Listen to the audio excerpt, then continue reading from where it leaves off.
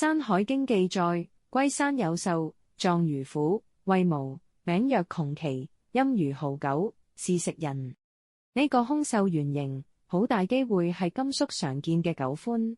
龜山實有其地，橫跨甘肅天水、張家村兩縣，狗獾喺當地分布極廣。外形上，狗獾背披粗硬針毛，恰似為毛，叫聲高亢淒厲，迷係音如號狗。揭開神話層層迷霧，還原當年真相。黃昏時分，夕陽斜照甘肅山區，暮色漸濃。